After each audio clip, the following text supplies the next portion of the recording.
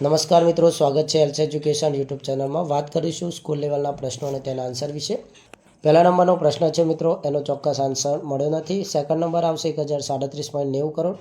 ત્રીજા નંબરની અંદર આવશે પોર્ટેબલ ડોક્યુમેન્ટ ફોર્મેટ. ચોથા નંબરમાં આવશે 62. પાંચમા નંબરની અંદર આવશે એમફિલ. છઠ્ઠા નંબરમાં આવશે મિત્રો ઈ સંજીવની છે, એ ઓનલાઈન જે દવાઓ છે એની વિકૃતાની એપ્લિકેશન છે, જેની અંદર ગુણવત્તાયુક્ત દવાઓ તમે મંગાવી શકો છો. સાતમા નંબરની અંદર આવશે રાષ્ટ્રીય બાલ સ્વાસ્થ્ય કાર્યક્રમ, RBSKનું પૂરું નામ.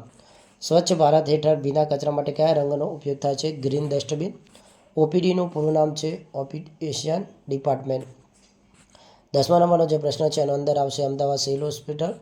વાત્સલ્ય દિવસની ઉજવણી ક્યારે કરવામાં આવે છે? તો વિદ્યાર્થી મિત્રો એનો પણ ચોક્કસ આન્સર મળ્યો નથી. લગભગ દર ગુરુવારે તેની ઉજવણી કરવાનો જે પ્રશ્ન છે વિદ્યાર્થી મિત્રો, એના માટેનું જે પોર્ટલ છે એનું નામ છે સેક્સ્યુઅલ હેરેસમેન્ટ ઇલેક્ટ્રોનિક બોક્સ, એટલે કે SEC બોક્સ.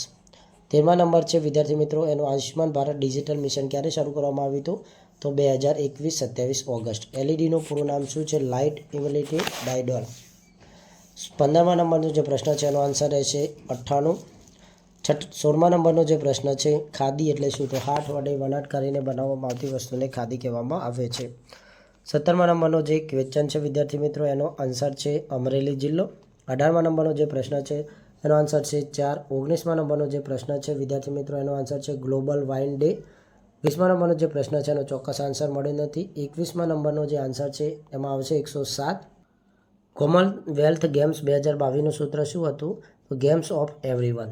24મા નંબરનો જે પ્રશ્ન છે એનો આન્સર આવશે આર્ટિકલ 114.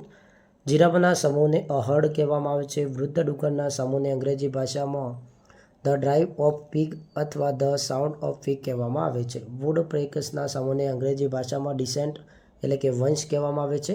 28મા નંબરનો જે પ્રશ્ન છે એનો આન્સર છે ગ્રીન ઇન્ડિયા મિશન. અમરેલી જિલ્લામાં કયું અભયારણ્ય છે? તો પાનિયા અભયારણ્ય. ગુજરાતમાં ગીર રાષ્ટ્રીય ઉદ્યાનની સ્થાપના ક્યારે કરવામાં આવી હતી? 1965માં. 31મા નંબરનો જે આન્સર છે એનો જવાબ આવશે વિદ્યાર્થી મિત્રો ઝોન V, એટલે કે ઝોન 5. 31મા નંબરનો જે આન્સર છે 32મા નંબરનો જે આન્સર છે એમાં આવશે 11 સ્વર અને 35 વ્યંજન છે. 33મા નંબરનો જે પ્રશ્ન છે એનો આન્સર આવશે 5 પુત્રો હતા. રામાયણની અનુસાર યજ્ઞસભામાં કોણ રામકથા કરતું હતું? તો લગભગ વશિષ્ઠ આવશે. 35ની અંદર આવશે વિદ્યાર્થી મિત્રો વેદવ્યાસ મહર્ષિ. 36મા નંબરના પ્રશ્નમાં આવશે ચક્રવ્યૂહ. 37મા નંબરમાં આવશે જાનકી. 38માં આવશે દયાનંદ સરસ્વતી. 39મા નંબરનો જે પ્રશ્ન છે એની અંદર આવશે કિશોરીલાલ મશરૂવાલા. 40મા નંબરની આવશે લાલા લજપતરાય. 41મા નંબરનો જે પ્રશ્ન છે એનો આન્સર આવશે વિદ્યાર્થી મિત્રો બોરસદ સત્યાગ્રહ. 42મા નંબરનો જે પ્રશ્ન છે એનો આન્સર આવશે અમલા માતર. 43ની અંદર આવશે ગંગાબાઈ.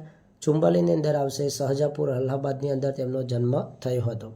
તો મિત્રો આટલો આન્સર આપણે શોધી શક્યા છે. મળીએ જો શક્ય હશે તો બાકીના આન્સર પણ આપણે મૂકીશું.